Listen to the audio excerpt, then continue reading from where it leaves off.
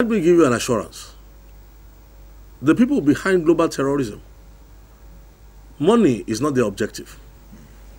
What has happened to Nigeria is that because Nigerians have become so corrupt, everybody in Nigeria thinks that everybody can be bought for a price. What has happened is that when you interrupt the corruption party of people stealing money, and it has become a national problem, we are all guilty. At no time now am I saying there's hardly anybody innocent anymore in Nigeria. Now, what has happened is that because of that corruption, the breakdown in the ability to loot money, because of a bigger problem, a lot of people are doing what I call wishful thinking. They want to wish this away. Now, unlike Niger Delta, you see the difference between an ideology-based agitation and that which is based on injustice, based on revenue formula sharing and things like that. You understand where they're coming from, and I tell you something, it's very convenient for many of them. You see, this is a work of terror. When terror enters a society, there needs to be a study of the psychology of terror. The psychology of terror limits thinking. And the hope of everybody is that if we pacify it, we hope it will go away. But they will only come back and find out that putting in a Muslim, did we not have a Muslim president when Jos was burning? Now, what I find amazing is this. Look at Maiduguri 2009. The people involved in these things have told you what they are fighting for. What they are dictating is no different from the news coming from Malaysia, from Indonesia, from the same demands of their counterparts all over the world. They have spelled it out in black and white, what they are agitating for. But we have Nigerians who take it upon themselves to be spokesmen for terrorists who are saying point blank, this is what we want. You want us to bring out documents from Cannes to show you how many propositions are going into the House of Assembly, and many things that don't get to reach the public, or people demanding that the Constitution of the Federal Republic of Nigeria should be subjugated, not under the Bible, but under the Quran.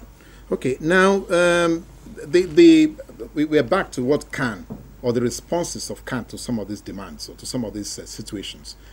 Can you give us a summary of the strategies, or the plans, or the thinking that you think, or that you know Cannes must employ to deal with this? Because we're not wishing this away now. Yes, we have a call online, right?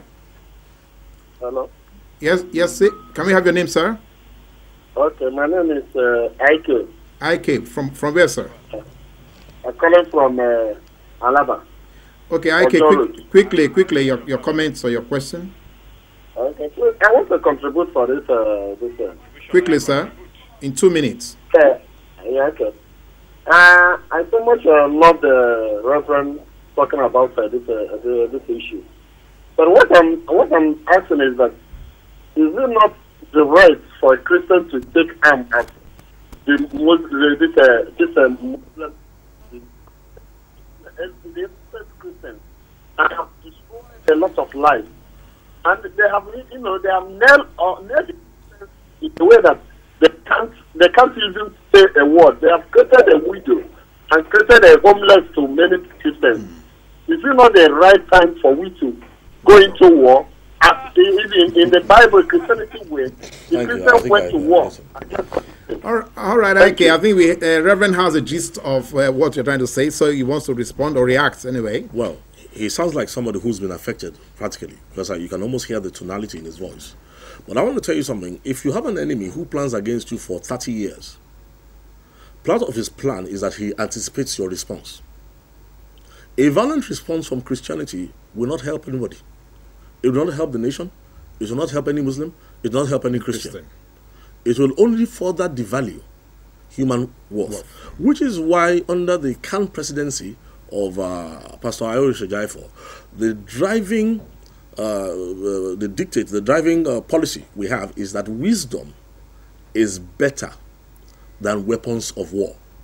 Okay, so now it is wisdom that makes us to understand this thing that is ideology based. Look at the son of the man who was caught in America, the underpants bomber. Could anybody come from a richer family in Nigeria? But the ideology that entered into him, which is a global ideology, the son of a multi-billionaire, puts on explosives and tries to go and kill others in a foreign land. Plus himself. So first of all, we have a government that needs to come to the place where we need to understand that it is not religious, it is not political, it is not cultural, it is nothing else but pure terrorism, a resurgence of Islamism, not Islamic, not Islamic, but Islamism. It's Islamist. okay. There's a new word that captures it. And when we have first of all agreed to that, frankly speaking, let me ask a question. Does Khan manufacture guns? Does Khan carry grenades? The issue here is that I should be asking the questions, really, not you asking me the question. But well, because we yes, I know it's rhetorical, but we about getting to the tail end of this chat. Like I said to our viewers and to our fans on their YouTube, you can continue with this conversation by going on to YouTube and then seeing what exactly we are discussing here and adding your comments and or your question. I hope Reverend Thompson will be able to also look at that YouTube page and then respond accordingly. But here, just for the sake of being a friend, do priests have pastimes, or do you just indulge in all this philosophizing and all that and all that? Well, we don't know whether the devil has a pastime.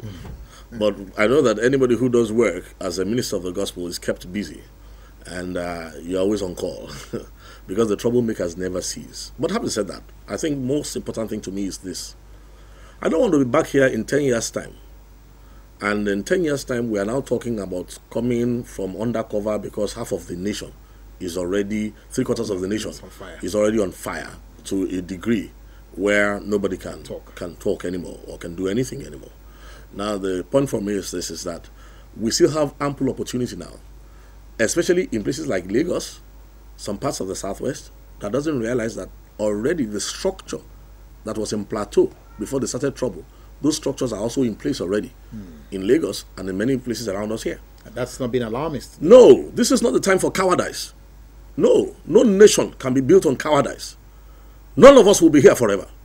Nobody lives forever. We cannot sell the destiny of our children and sell our children's destiny because of cowardice. And I'm telling you that what the enemies of the destiny of Nigeria are hoping for is that we will be cowards in responding to this thing. We cannot do that. We can't do that. We've seen too much. Everybody will die one day. There's nobody who will not live someday. Okay, so in going forward, what will Khan expect the people of Nigeria, not just the government of Nigeria, to do to be able to defuse, as it were, this imminent danger? The truth is this: Daladier and Chamberlain have gone down in history because they went and signed an accord with Hitler, who promised them he would not attack their countries. It was a form of terrorism, very similar to what Nigeria is going through right now. The truth is this, is that first of all, I think the people of Nigeria need to come to a place when we persuade those who are advising our president to come to the place where they agree that Nigeria is under war. What we have sitting is a wartime president. We may not want to admit it now, but in the future, we will look back and have to admit that it was a wartime presidency that our incumbent president is sitting on. All right. Well, that is Reverend Thompson, the special advisor to the president of Christian Association of Nigeria, sounding here a clear note of warning that we all need to sit up, both as Christians, as true Muslims, to find a way out of this quagmire that Nigeria is. So we'd like to thank you, for coming on the program.